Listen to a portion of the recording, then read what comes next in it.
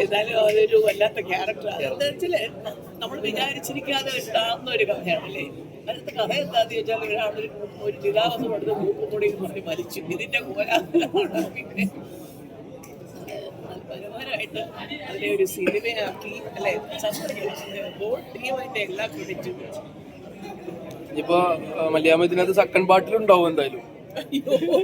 അല്ല ഓൾറെഡി മരണമല്ലോ എവിടെങ്കിലുമൊക്കെ.